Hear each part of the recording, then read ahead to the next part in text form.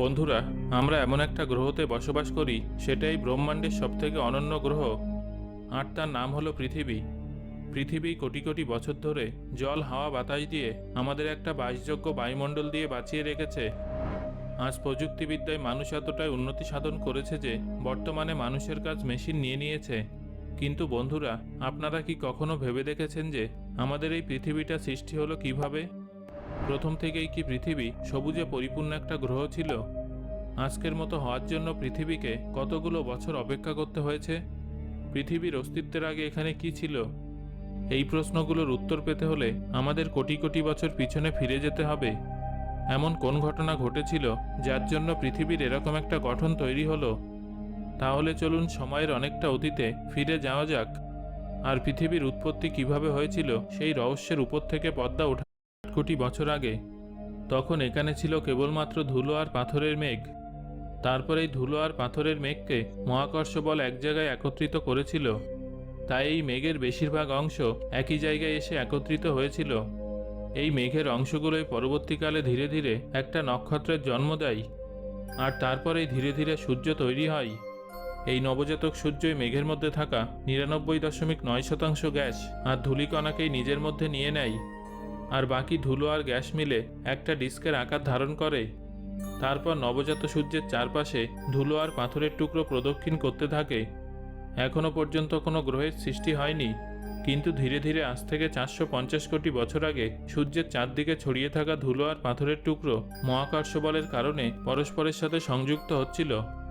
আর কয়েক লক্ষ কোটি বছর কেটে যাওয়ার পর এই পাথরের টুকরো আর ধুলো মিলে একটা গোলাকার পিণ্ডের আকার ধারণ করে।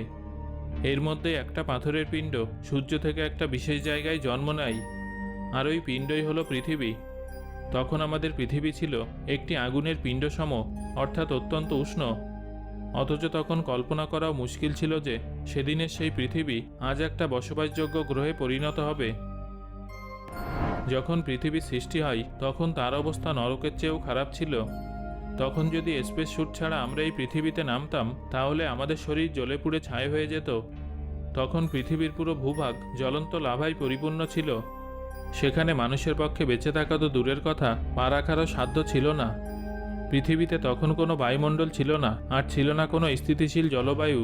কিন্তু আজ থেকে 450 কোটি বছর আগে আমাদের পৃথিবীর সাথে এমন একটা ঘটনা ঘটে যা আমাদের পৃথিবীকে সম্পূর্ণ বদলে দেয়। তখন ব্রহ্মাণ্ডের অন্য একটা গ্রহ পৃথিবীকে ধ্বংস করে দেওয়ার জন্য তৈরি হচ্ছিল। তার আকার ছিল মঙ্গল গ্রহের মতোই, কিন্তু কেউ জানতো না যে পরবর্তীকালে এই ঘটনায় পৃথিবীর জন্য ভালো হবে, যার জন্য পৃথিবীর সম্পূর্ণ বদল ঘটতে চলেছে। আর প্রতি সেকেন্ডে 15 কিলোমিটার গতিবেগে সেটা পৃথিবীর দিকে এগিয়ে আসছে। এই গতিবেগে থিয়া নামের গ্রহটা পৃথিবীকে এসে ধাক্কা দেয়।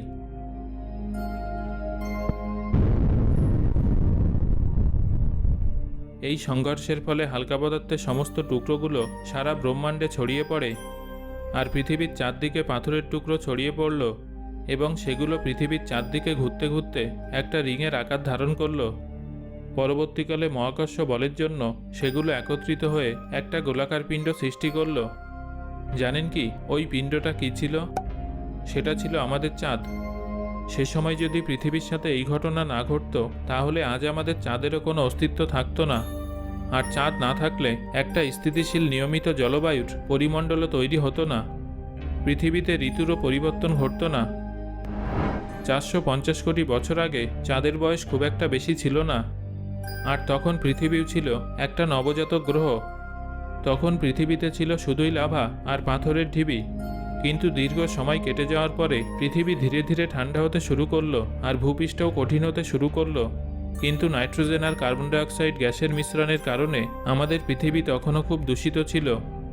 তখনও পর্যন্ত পৃথিবী জীবজগতের বসবাসের উপযোগী একটা মজবুত বাস্তুতন্ত্র তৈরি করে উঠতে পারেনি। আর তখন পৃথিবীতে জলেরও কোনো চিহ্ন ছিল না।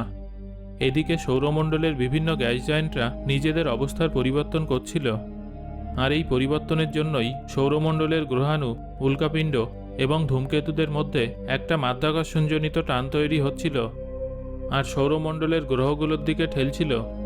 তার মধ্যে এসে পড়েছিল সৌরমণ্ডলের অভ্যন্তরীণ গ্রহগুলো বুধ, শুক্র, পৃথিবী আর মঙ্গল। পৃথিবী সৃষ্টি হওয়ার 50 কোটি বছর পরে এর উপরে উল্কাবৃষ্টি হতে থাকে। এই ঘটনাকে লেট হেভি বোম্বারমেন্ট বলা হয়। কয়েক লক্ষ কোটি বছর ধরে পৃথিবীর সাথে এই ঘটনা ঘটে চলতেই থাকে। আর এই উল্কাবৃষ্টির থেকে আমাদের চাঁদও ছাড় পায়নি, যার প্রমাণ হিসেবে আজও চাঁদের গায়ে গহ্বরগুলো আছে। এই সময় আমাদের চাঁদ খুবই উষ্ণ ছিল। এই ধূমকেতু আর গ্রহাণুগুলোর মধ্যে কিছু কিছু নিজেদের সাথে জলও এনেছিল, আর তাদের মাধ্যমে পৃথিবীতে বহুল পরিমাণে জল এসে পৌঁছায়। কোটি কোটি বছর ধরে পৃথিবী আর চাঁদের উপর এই উল্কাবৃষ্টি হতেই থাকে। কোটি কোটি বছর পরে ধীরে ধীরে পৃথিবীতে বহু জল একত্রিত হয়, আর তার ফলে পৃথিবীতে একাধিক মহাসাগর এবং মেঘের জন্ম হয়। এদের সাথেই পৃথিবীতে নাইট্রোজেন আসে, কিন্তু তা সত্ত্বেও পৃথিবীতে প্রাণের জন্ম হয়নি, কেননা তখনও পৃথিবীতে অক্সিজেনের চিহ্ন ছিল না। পৃথিবীর বায়ুমণ্ডল তখনও সুস্থির হয়নি, তখনও পৃথিবীতে জীবনের অনুকূল পরিস্থিতি তৈরি হয়নি। 380 কোটি বছর আগে এই গ্রহাণুগুলো তাদের সাথে কেবল জলই আনেনি, এনেছিল কার্বন, প্রোটিন, খনিজ, অ্যামোনিয়া অ্যাসিড প্রভৃতি। এখান থেকেই পৃথিবীর পরিস্থিতি বদলাতে শুরু করে। আর তখন সমুদ্রের গভীরে তাপমাত্রা অনেক কম ছিল, আর এখানে সূর্যের উষ্ণতাও খুব একটা পৌঁছাচ্ছিল না।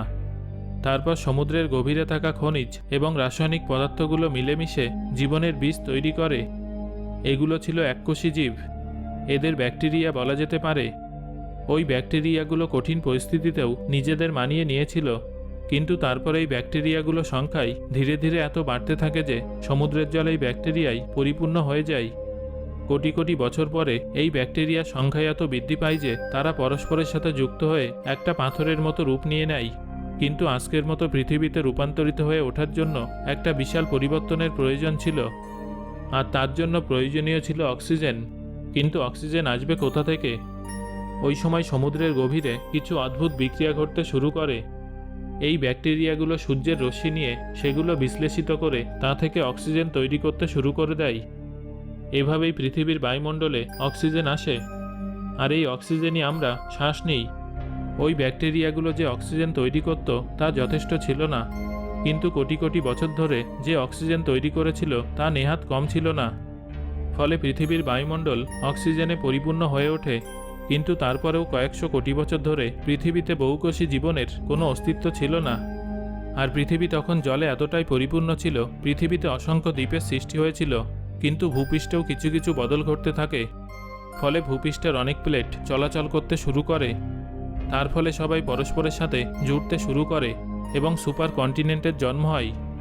তখন পৃথিবীর উষ্ণতা ছিল 30 ডিগ্রি সেলসিয়াস, কিন্তু সময়ের পরিবর্তনের সাথে সাথে আজ থেকে প্রায় 75 কোটি বছর আগে পৃথিবী দুটি ভাগে বিভক্ত হয়ে যায়। এরপর থেকেই ধীরে ধীরে পৃথিবী আজকের অবস্থায় রূপান্তরিত হতে শুরু করে।